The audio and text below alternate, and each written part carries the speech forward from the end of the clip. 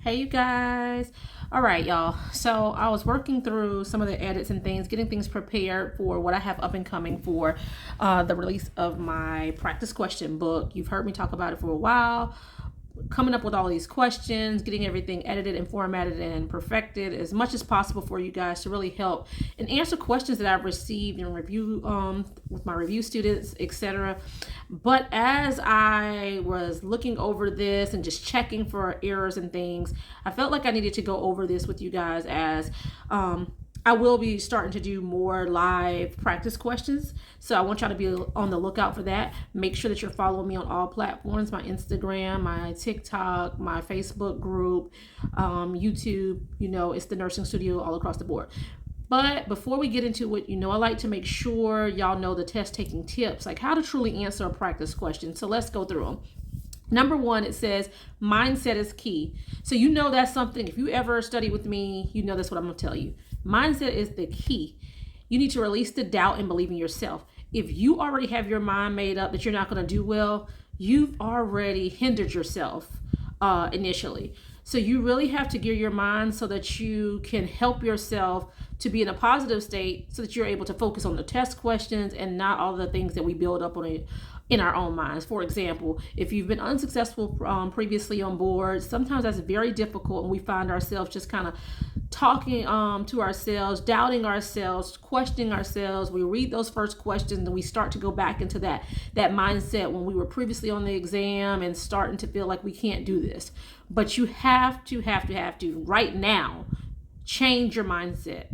Change it now so that you can effectively answer these questions and be able to excel, because you can do it, but you have to believe you can do so. Number two, I tell you, when we start our questions, I want you to read the stem of the question first. The stem of the question is typically is the very last sentence in the question, but it's the one with the actual question mark on the end. It's letting you know what they are truly asking you. You know how they can give you this huge scenario on boards and you're reading it and it's so fluffy, and then you get down to the question and half of it doesn't have anything that you really had to use to answer that question. And sometimes when you're reading all the fluff, you start to formulate all of this excess things in your mind that you are thinking that will go towards that answer, and you don't even need to do that. And now you're causing yourself to fall for a trap or whatever else on the questions that are outliers, those little foreign answers that are just there to kind of lead you astray. Don't fall for it. I want you to start out reading the stem of the question, already having your mind what they're asking you, and then go and look at the information provided to see what you need to utilize to answer that question correctly, okay? Number three, pay attention to those absolute terms and key terms. Now, absolute terms are those words like not and always, because those are absolute. There's nothing absolute in medicine. We're not going to always have this response. We're not going to always provide this treatment. We're not going to always anything. So nothing is absolute in medicine. So if they have absolutes in those answers, you can go ahead and eliminate that, okay? And then key terms, things like priority, initial, those can help you with answering questions, because it's going to tell you if it's priority, initial, what is that best thing you should do first, initially. Pay attention to those terms, because skipping some of those key terms can help you from answering the questions correctly. Now, key terms and key descriptions are two different things. Key terms that I talk about, like I said, is like initial, priority, but those key descriptions, I also want you to pay attention to this, not just on boards, but when you're studying. Start now to associate those key descriptions as you study, so you can associate them with the conditions. So when you see it on boards, you can excel on those questions, okay? And what do I mean by those key descriptions? We all know when we say certain things, you know what I'm talking about. So for example, one that I put here is like the silvery plaques. If I say silvery plaques, and if you reviewed with me before, I kind of do my thing like when I say this, you say that. So when I say silvery plaques, you say what? Right? Psoriasis, you would say psoriasis, right? Because we know those go together. So those are key descriptions, right? If I say Harold patch, what are you going to think? PR, right?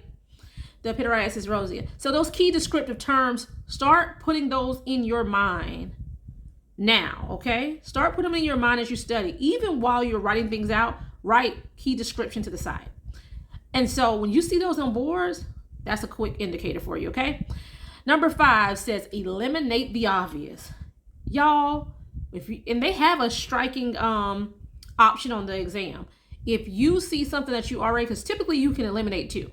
So if you see 2 that are completely wrong, immediately you know that they are very obvious, go ahead and scratch them out and eliminate it. Don't even put it in your mind to confuse you. 6, I say be cautious with marking questions. Now, this is just my personal preference. This is what I teach to my review students, and I'm going to tell you why. A lot of people like to use that marking function. Hey, I used it on my first attempt, and I'm telling you this because I'm going to tell you how it affected me. So I say be cautious using it. You can use it if you like, but be cautious, because what happens when you start to mark answers? You're marking them because you're not 100% sure of what you chose and you want to go back and look at it. Now you're at the end of the exam and you're going back, and now you're looking at these things marked. So what are you about to do? You're considering changing answers, etc. Puts you in a bad position. So go ahead and answer that question while you're there and move on, okay? And the reason I say that, so you can see I say leave it, because I tell you about being cautious, because I always tell you, we don't change answers. Don't change the answer unless you're 100% sure that you put the incorrect answer down. Do not change that answer. Because typically when we change it, we are changing it from a correct answer to an incorrect one. Don't change it. And then lastly, number 7, take your time. I know the exam is timed, but I want you to pace yourself. And when you're doing practice questions, start to kind of giving yourself a time frame so that you know about how many minutes it takes on each question, okay? Pace yourself. You have time. Don't try to rush and make careless errors, okay? So I want you to kind of take these test taking tips into practice. Start doing it with your practice questions now so that you're conditioning yourself for boards.